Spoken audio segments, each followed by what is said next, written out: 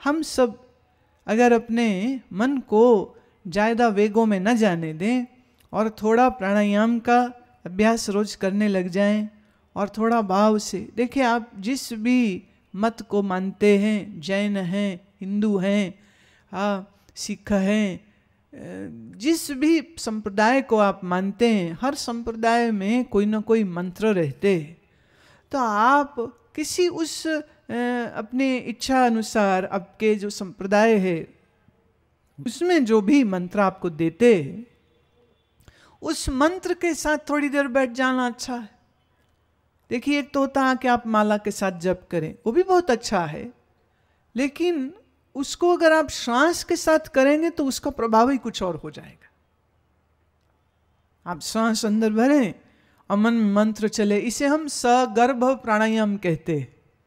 जिस श्वास में मंत्र जुड़ जाए वो सगर्भ प्राणायाम हो जाता है और उसका लाभ और भी ज्यादा हो जाता है। तो आप बैठे हैं और आप अभ्यास कर रहे हैं और अभ्यास के श्वास के अभ्यास के साथ साथ आप मंत्र करने लग जाएं तो डबल बेनिफिट, माने एक के साथ एक फ्री वाली काम हो जाएगा। ये करे हम श्वास, हो गया मंत्र, मन भी सही, शरीर भी सही, तो क्या दिक्कत है भाई। थोड़े आपके आज के भेजे में प्रश्न ले लूं। जसु भाई जी पूछते हैं, जीवन में सांसें गिन के मिलती हैं, तो यदि बीच में सफर में अकस्मात किसी की मृत्यु बन जाए तो जो बाकी सांसें बची थी क्या वो बोनस के रूप में अगले जन्म में मिलेंगी? सही सही, माने व्यापारी तो गुजराती हो सकता है और तो कोई हो ही नहीं सकता है। दुनिया में कहीं चले जाइए, अच्छा कोई बिजनेसमैन तो has to be an Gujarati only, right. देखिए इसमें भी बोनस मांग रहे हैं कि मैंने बीच में सांसें खत्म हो गई तो जो बाकी बची थी वो कैरी ऑन हो जाएगा फर्दर। ऐसा है, कैरी ऑन के लिए कुछ बचता ही नहीं है, तभी तो मरता है। देखिए भगवान के जो प्रकृति का सिस्टम है ना, वो EMI बैंक लोन नहीं है, थोड़ा थोड़ा दो थोड़ा थोड़ा बाद में, ऐसा नहीं होता। एक झटका है बस, मिला पूरा गया पूरा, तो इसमें कुछ बचता नहीं है जो कैरी ऑन होगा। पूछते हैं, मुझे बहुत डर लगता है, मन शांत नहीं रहता है,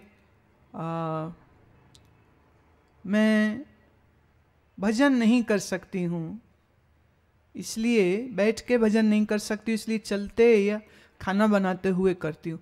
देखिए कुछ काम बैठ के करने के ही होते हैं, कुछ काम चल के करने के होते हैं, तो उसको खिचड़ी नहीं बनाना चाहिए। देखिए खिचड़ी गुजरातियों को प्यारी है, हमें भी बड़ी प्यारी है, लेकिन जीवन में सब जगह तो खिचड़ी मत करिए ना। जैसे खाना बैठ के खाना चाहिए, खड़े होके खाना उचित नहीं, चलते चलते में खाना उचित नहीं। एक ने कहा जी क्या फर्क पड़ता है, शादियों में आजकल तो बुफे लगते हैं, लोग खड़े होकर ही खाते हैं, खाते खाते चलते रहते हैं और खाते रहते और चलते रहते हैं। मैंने कहा देखिए करने को तो आप कुछ भी कर सकते हैं, कल से आप चलते चलते मूतने लग जाइएगा तो वो भी ठीक है, फिर चलते चलते हगने लग जाइएगा वो भी ठीक है। फिर you need to sit on a toilet seat, right, to defecate. You can't just walk and defecate. कुछ काम बैठ के करने के ही है ना। अब आप अब कब कहो कि हम ना बैठ के भजन नहीं कर सकते, हम तो चलते फिरते कर लेते, भाई ऐसे नहीं होता है, भजन बैठ के ही होता है। देखिए भजना, भज माने दौड़ ना, दौड़ ना तो माने बैठ, तो भजन का तो मतलब ही है बैठ के करो। अब आपको हम बैठ ही नहीं सकते, क्यों? पाइल्स है, बवासीर है, मत्स्य उग रखे, खूनी बवासीर है, काहे नहीं बैठ सकते? एक ने कहा नहीं हमारे पास समय नहीं है, तो चलो मैं आपका ये तर्क मान भी लूं कि आपके पास समय नहीं, आप बहुत काम करते हैं, पर सोते तो हो ना, कि सोते भी खड़े खड़े हो? सोने के लिए तो एक जगह बैठते हो, बैठते ही क्यों लेटते हो, लेट के करते हो। तो जब सो सकते हैं हम, जब बैठ के हम और बहुत सारे काम कर सकते हैं, आंसरिंग द नेचर्स कॉल कर सकते हैं, तो बैठ के भजन क्यों नहीं कर सकते? It is just an excuse. आप लिखते हो डर लगता है, तो लगेगा नहीं, गलत काम करोगे तो डर तो लगेगा। ज्यादा ना सही। देखो अभी मुझे बैठ के तो सुन रहे हो ना, जब मेरे साथ 2 घंटे बैठ सकते हो तो अपने साथ आधा घंटा बैठ लो ना, क्या दिक्कत। देखो परमात्मा हमारा यार है, यार समझते हो, फ्रेंड, फ्रेंड कह लो, बॉयफ्रेंड कह लो, भगवान हमारा यार है। और हमारा यार वो है जो आपका भी यार है, तो यार से यार ही करो ना प्यारे, क्या दिक्कत है। तो ये बॉयफ्रेंड छोड़ जाएगा पता कोई नहीं, ये हस्बैंड वाइफ का डाइवोर्स हो सकता है पता कोई नहीं, लेकिन वो कभी नहीं छोड़ता है। तो जो कभी ना छोड़े, आप कहो मैं उसी के साथ, तो डेट फिक्स होती है ना। ये छोरा छोरी सीसीडी में बैठे होते हैं, टाइम फिक्स होता है, मैसेज चला जाता है 4 o'clock मीट एट काफी, टाइम फिक्स, पहुंच गए। तो ऐसे मैसेज डाल लिया करो, morning 6 o'clock date fix with गुरु माँ, 6 से 6:30 सत्संग सुनना, डेटिंग फिक्स 5:30 to 6 बैठ के ध्यान करना। ये भगवान के साथ डेटिंग है, नहीं कर सकते हो क्या? क्या दिक्कत है भाई आपको? मैं फिर कह दूं अजमाई हुई चीज बोल रही हूं मैंने नहीं अजमाई, मेरे से पहले जाने कितने हजारों लाखों साधुओं संतों महात्माओं ने, गुरुओं ने इसको अजमाया है कि ईश्वर से बड़ा दोस्त कोई नहीं हो सकता, प्रभु से बड़ा आपका मित्र कोई नहीं हो सकता है। आप दुनिया राजी करने को मरे मरे जा रहे हो, थोड़ी फिक्र ये करो रब राजी नहीं किया तो क्या किया, ईश्वर राजी न किया तो क्या किया। और ईश्वर तो राजी इतनी जल्दी हो जाते हैं, बस मन ही तो देना है उनको, मन दे दिया, भाव से जुड़ गए और मन से जुड़ गए, एंड दैट्स इट। इतनी शक्ति मिलती है, इतनी शक्ति मिलती है, फिर उस शक्ति के साथ आप संसार का काम करो, वो भी अच्छा होगा। आप व्यवहार का काम करोगे, वो भी अच्छा होगा, क्योंकि जब हमारा मन ईश्वर से मिला रहता है, जुड़ा रहता है, तो हमारे मन की जो एकाग्रता शक्ति है वो बढ़ जाती है। हमारी जो इंट्यूटिव पावर है, जिसे हम कहेंगे अंतर मन की आवाज़, वो बड़ी स्पष्ट होने लग जाती है। हमारा कंसंट्रेशन का तल बढ़ जाता है, तो हम कुछ भी काम करते हैं तो परफेक्टली उसको कर सकते हैं। अभी क्या है, अभी कुछ काम करते हैं ना, माई दाल बनाती है किचन में, दाल बनाते बनाते ना बहू से पूछती, मैं नमक डाल दिया क्या? अरे आप बना रहे हो तो आपको पता हो ना नमक डाला नहीं डाला। बोले सोच रही थी कुछ मसाले डाले तो हैं, पर ये नहीं याद पड़ रहा नमक डाला कि नहीं डाला, इसलिए कभी कभी 2 बार नमक हो जाता है और कभी कभी 1 बार भी नहीं होता। आप बिजनेस करते हैं, मन उलझा रहता है सोच में, विचार में, कहाँ क्या लिखा वो भूल जाता है, कहाँ से क्या लेना था ये भूल जाता है। तो कभी लेनदारी बढ़ गई तो कभी देनदारी बढ़ गई। क्यों? बोले पिताजी को याद नहीं कुछ रहा। एक औरत का पति मर गया, वो बड़ा रोए रोए रोए, तो चलो भाई स्वाभाविक है, पति मरा है तो रोएगी ही, पर वो रोते रोते कुछ और भी ऐसा बोले जो बड़ा अजीब लगे। वो रोवे है चला गया, पप्पू के पापा छोड़ के चले गए, EMI सारी अभी भरने वाली थी मकान की, पहले ही मर गए, फ्रिज की किस्तें अभी जानी थी, पहले ही मर गए, बैंक की FD कहाँ रखी बताया कोई ना मेरे को, काहे मर गए पप्पू के पापा। अब पप्पू के पापा को रो रही है कि बैंक लोन और EMI और FD और ये सब चीज को रो रही है बैठ करके, और रो रही है। अरे विल तो बना जाते, कहती रह गई बाप से ले ले हिस्सा, लिया कोई नहीं, अब मैं कैसे लड़ूंगी तेरे खुसट बाप से। पापा को रो रही है कि पैसे को रो रही है, और मेरा क्या होगा? अरे तू तो जिंदा है, जो मर गया उसके लिए सोच, उसका क्या होगा। जिंदगी भर भजन नहीं किया, संत सेवा नहीं की, हाँ सत्संग नहीं किया, और मर गया, तो उसकी हालत ज्यादा खराब है कि तेरी। लेकिन जो रोते हैं वो यही रो रहे थे, अब हमारा क्या होगा, अब हमारा क्या होगा। थोड़ा मरने वाले के बारे में भी सोच लेना चाहिए। ईश्वर से मन जोड़िए, भय नहीं रह सकता है। भय को तो आग लग जाएगी, भय तो खत्म, भय तो छूट जाएगा, फूट जाएगा, भय रह नहीं सकता। और बिना भक्ति के मन सिर्फ भय जानता है, फिर और कुछ नहीं। हाय क्या होगा, हाय क्या होगा, हाय क्या होगा, हाय क्या होगा, ये हाय रह जाती है। राम को रखिए तो हाय चली जाएगी, राम को छोड़ दीजिए तो हाय हाय ही रह जाएगी। ये अंग्रेजी वाला हाय नहीं कह रही, हिंदी वाला हाय कह रही हूं, पीड़ा वाला हाय कह रही हूं, वही रह जाती।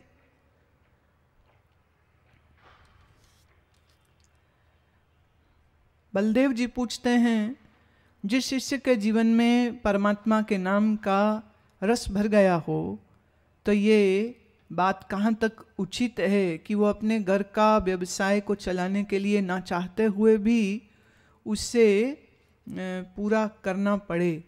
अरे बलदेव, अगर मन में रस भर गया तो फिर घर का काम हो, व्यवहार हो या व्यवसाय हो, वो बोझ क्यों लगे। ईश्वर यही कहते हैं, श्री कृष्ण यही कहते हैं, कर्म कर पर उसका फल न चाह। मैं बड़ा बन जाऊं ये न चाह, मैं अमीर हो जाऊं ये न चाह। तो पहले व्यवसाय करते थे कि मैं धनी हो जाऊं, इस अभिमान के लिए। अब आप व्यवसाय करो एक यज्ञ के लिए कि हम कर्म कर रहे हैं, उस कर्म से जो धन उत्पन्न होगा, उस धन से परिवार का भरण पोषण होगा, और उस धन से जो आपके हाथ में आया है आप दान कर सकते हैं, सेवा में लगा सकते हैं। You can use that money in so many good ways. सुबह शाम की बैठक अच्छी होए, माने साधना होने लग जाए। संभव हो सके तो योग निद्रा अवश्य करे, तो योग निद्रा करता है, प्राणायाम करता है, स्वाध्याय करता है।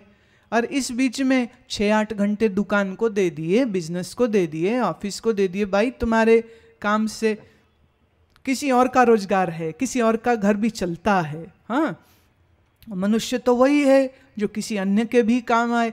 अपने ही लिए किया तो क्या किया भाई, किसी अन्य के लिए भी तो सोच लो। तो परिवार के लिए, व्यवसाय के लिए समय देना ये बुरी बात नहीं है, इसको बोझ नहीं समझना चाहिए, ये कर्तव्य समझ के करना चाहिए। कर्तव्य है, बिना लाभ हानि की चिंता किए अपने कर्म को करे और एकदम सुरखुरू, उर्दू का शब्द है सुरखुरू, हिंदी में जिसे हम कहेंगे निश्चिंत होकर के सो जाए। और जो निश्चिंत रह करके जीते हैं उनका भजन भी अच्छा होने लग जाता है, उनका भजन बहुत अच्छा होने लग जाता है, क्योंकि रंग गए ना। आपने शब्द इस्तेमाल किया जो रंगे गए, और ये जो रंगे गए हैं तो वो घबराते नहीं है ना। आप काहे घबरा रहे हो। बड़ा पुराना एक हमारा भजन है, मुझे स्मरण आता है, सुनो उसको।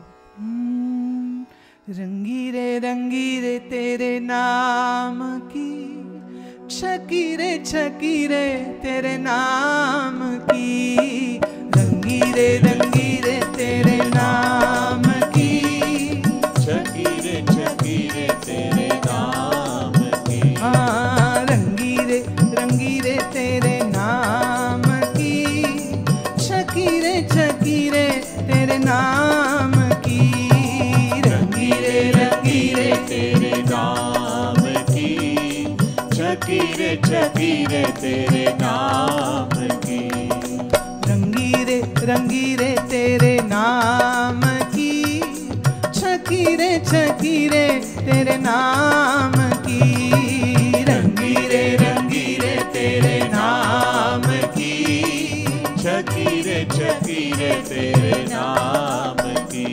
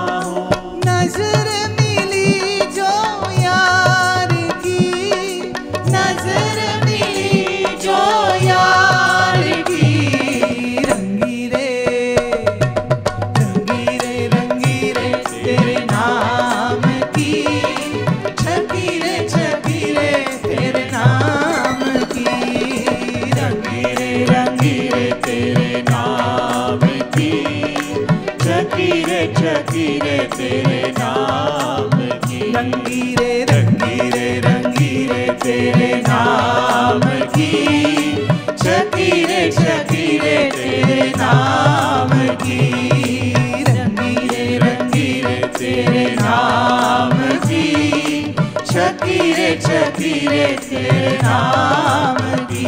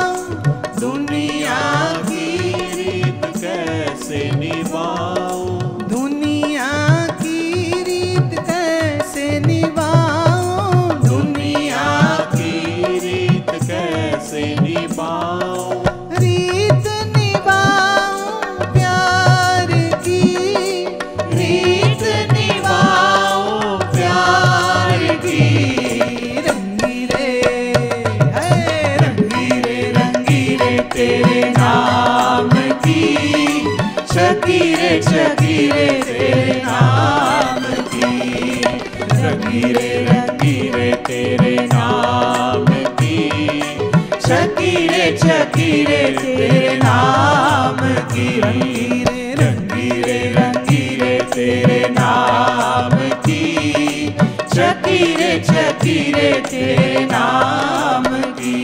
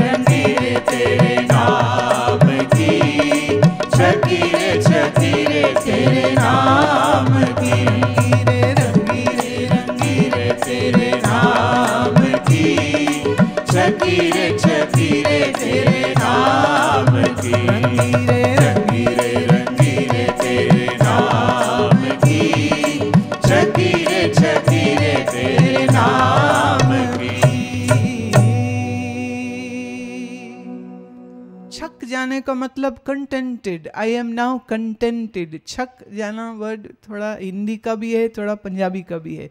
छक जाना माने भर गए, अब हम अंदर तलक भर गए, हम रंगे गए हैं, संतुष्ट हैं, तृप्त है, इतने तृप्त है इसलिए मस्त है। देखो मस्ती किसी ज्वेलर की दुकान पे नहीं मिलती, मस्ती किसी कपड़े वाले बुटीक शोरूम में नहीं मिलती, मस्ती किसी खाने वाली दुकान पे भी नहीं मिलती। मस्ती मिलती एक ही जगह से और वो है आपके अंदर। अंदर जाना सीखो, मन को अंतर्मुखी करना सीखो। जहाँ मन शांत हुआ, जहाँ मन एकाग्र हुआ, जहाँ मन ईश्वर प्रेम में रंगा, वहीं तृप्त हो जाता है। एक दफे मन तृप्त हो गया तो जिंदगी मस्त है, फिर एकदम मस्त। चिंता कोई नहीं, फिक्र कोई नहीं, शोक कोई नहीं, विषाद कोई नहीं, प्रमाद कोई नहीं। सिर्फ आनंद है, प्रसाद है, मस्ती है, तृप्ति है। मस्ती से नाचता है, मस्ती से गाता है। बाकी कोई चीज का संसरति इति संसारः, जो बदलता रहे वो संसार, और जो न बदले वही परमात्मा। अब आप देखो, आप बदलने वाले से मन लगाओगे तो ये तो यार बन के रहेगा नहीं, एक ना एक दिन दुश्मनी करेगा ही करेगा। काहे लगाओ मन इससे, काहे लगाओ मन इससे। इसका मतलब ये नहीं है कि आज आप जब घर जाएं तो अपने पति को देख के कहो, पता है तूने तो बदल जाना। मैं ये नहीं कह रही हूं कि घर जाके अपनी पत्नी को कहना, सब देख ली, सब ज्ञान हो गया, समझ लग गया, तू तो बदल जाएगी, पैसे के लिए मेरे से मोहब्बत करती, झूठ है तेरी।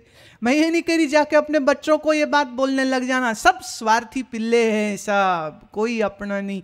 मैं ये कहने को नहीं बोल रही हूं, मैं सिर्फ इतना कह रही हूं, समझो और जागो, that's it. Understand and awaken and then live your life.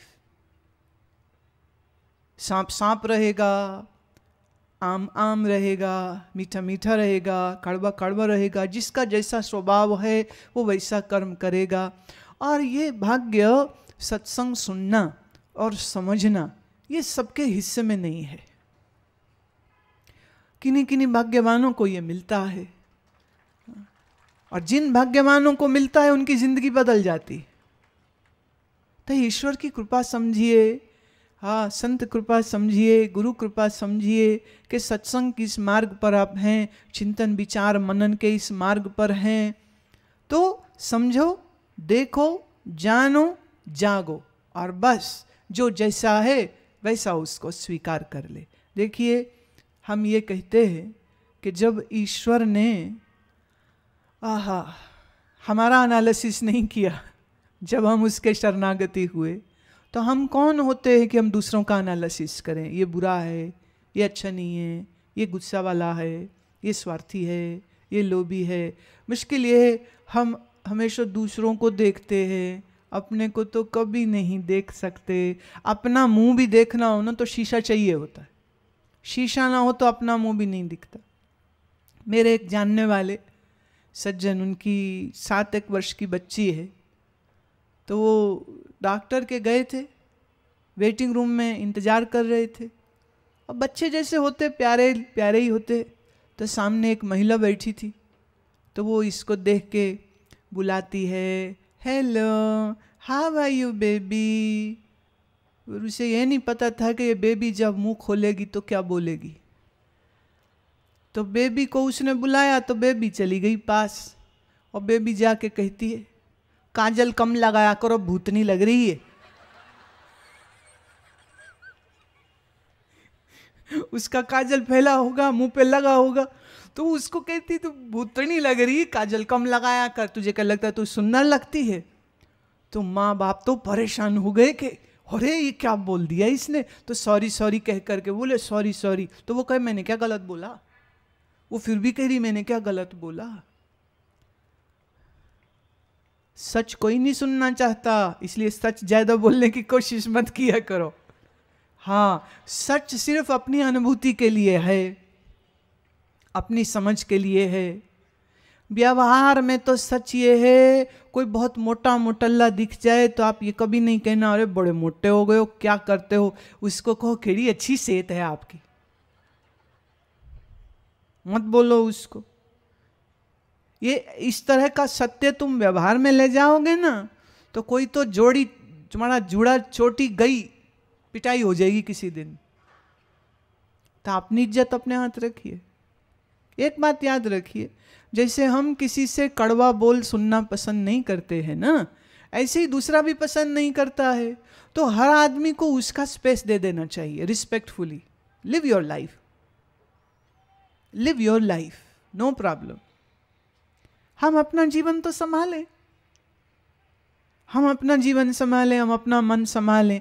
तो अपना मन और जीवन संभालने के लिए सत्संग आवश्यक है, विवेक आवश्यक है, ज्ञान चिंतन आवश्यक है, और उससे ज़्यादा जरूरी चीज़ आपका बैठ करके अभ्यास करना आवश्यक है। चलते फिरते वाला no no no no no, वो नहीं करना है, वो नहीं करना। बैठने का तो आप अपने घर के किसी एक ऐसे कोने को, अगर मंदिर है बनाया बहुत अच्छी बात, नहीं तो घर के अपने रूम के या छत के या बालकनी के किसी भी कोने को एक बना लीजिए कि ये मेरा पवित्र स्थान है। It should be facing north और ईस्ट, जिधर से सूर्य उगता हो या उस तरफ का मुंह हो या आपका, या उत्तर दिशा की ओर मुंह हो आपका।